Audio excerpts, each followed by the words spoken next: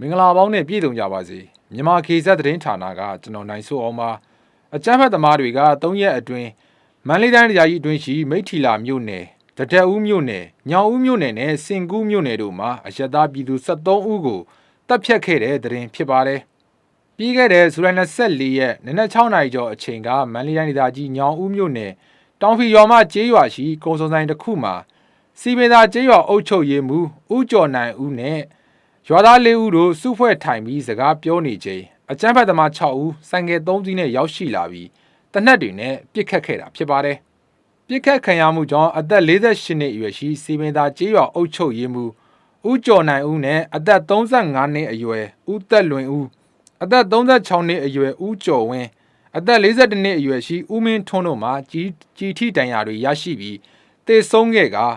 ဦးအောင်မျိုးသက်ဆိုသူမှမစိုးရိမ်တန်ရာရရှိခဲ့တာကြောင့်စေကူတမှုခံယူနေတယ်လို့သိရပါတယ်။အလားတူဇူလိုင်25ရက်နနက်6နာရီကျော်အချိန်ကမိထီလာမြို့နယ်ဆယ်အောင်ကုန်းကျေးရွာနေကျေးရွာစုအုပ်ချုပ်ရေးမှူးဦးစိုးမင်း56နှစ်နဲ့တရွာထဲနေရာရင်မှုဦးကန်စီဝင်း54နှစ်တို့မှ၎င်းတို့နေအိမ်မှာရှိနေစဉ်အကြမ်းဖက်သမားတွေဆိုင်ကယ်တွေနဲ့ရောက်ရှိလာခဲ့ပါတယ်။ရင်းနောက်အကြမ်းဖက်သမားတွေကဦးစိုးမင်းနဲ့ဦးကန်စီဝင်းတို့ကိုရရက်ဆက်ဆက်တနက်တွေနဲ့ပြစ်ခတ်ခဲ့တဲ့အပြင်ဓားတွေနဲ့ပါထိုးခုတ်တပ်ဖြတ်ခဲ့တာကြောင့်၎င်းတို့နှစ်ဦးမှာကြီးထိမှန်ဒဏ်ရာတွေ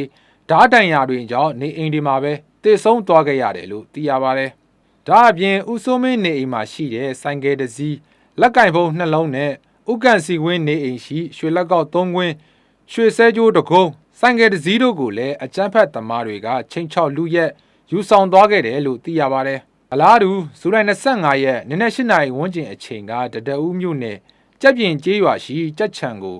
အကြမ်းဖက်သမား9ဦးဆိုင်ကယ်2စီးနဲ့ရောက်ရှိလာပြီးအဲ့ဒီကြက်ချံမှာရှိတဲ့ကားတစ်စီး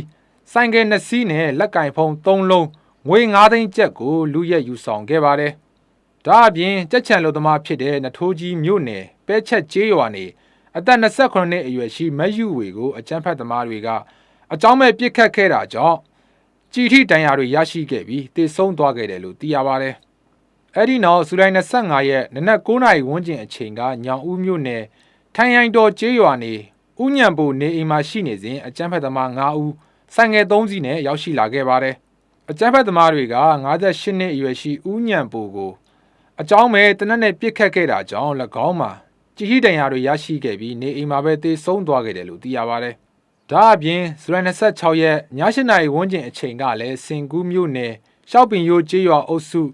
နွေယုံကျေးရွာအုပ်ချုပ်ရေးမှူးရုံးအနောက်ဘက်မှာကပ်လျက်ရှိတဲ့လက်ဖက်ဆိုင်ပိုင်ရှင်အပါအဝင်အရက်သားပြည်သူ9ဦးကိုအကြမ်းဖက်သမားရောက်ရှိလာပြီးအကြောင်းမဲ့ပစ်တက်ခဲ့ပါတယ်။အကြမ်းဖက်သမားတွေကဒေသခံပြည်သူတွေစီကနေချင်းချောင်းငွေကြေးတောင်းခံတာတွေပြုလုပ်ပြီး၎င်းတို့တောင်းခံတဲ့ငွေကြေးကိုပြည်သူတွေကမပေးနိုင်ရင်အကြောင်းမဲ့ဖမ်းဆီးချင်းချောက်တပ်ဖြတ်တာတွေဌာနဆိုင်ရာဝန်ထမ်းတွေကိုလည်းအကြောင်းမရှိအကြောင်းရှာခေါင်းစဉ်အမျိုးမျိုးနဲ့ဖမ်းဆီးတပ်ဖြတ်နေကြတာဖြစ်ပါတယ်။အဲဒါကြောင့်အပြစ်မဲ့ပြည်သူတွေဌာနဆိုင်ရာဝန်ထမ်းတွေကိုကာကွယ်ကူညီစောင့်ရှောက်ပေးနိုင်တာကလည်းလုံခြုံရေးတပ်ဖွဲ့ဝင်တွေပဲရှိတာဖြစ်ပါတယ်။ပြည်သူတွေကလည်းအကြမ်းဖက်သမားတွေကိုအမြန်ဆုံးရှင်းလင်းသုတ်သင်ပေးဖို့တပ်မတော်ထံကိုတောင်းဆိုနေကြပါတယ်။သတင်းကြည့်ရှုပေးခဲ့ကြသူအားလုံးစိတ်ချမ်းသာကိုယ်ကျန်းမာရှိကြပါစေ။မြန်မာခေတ်ဆက်ရဲ့သတင်းတွေကို TikTok, YouTube, Telegram, Facebook တို့မှာဝင်ရောက်ကြည့်ရှုနိုင်ပါတယ်။အားလုံးကိုကျေးဇူးတင်ပါတယ်ခင်ဗျာ။